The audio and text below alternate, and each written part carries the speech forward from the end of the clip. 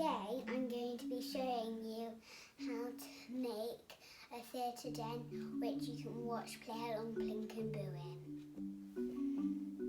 So, what you need to make this den is cushions and sheets, some pegs, clothes dryer, fairy lights, some tall pointy things and some heavy things. If you don't have any of that stuff, you can use stuff which is lying around your house, like cushions, paper and stuff like that really.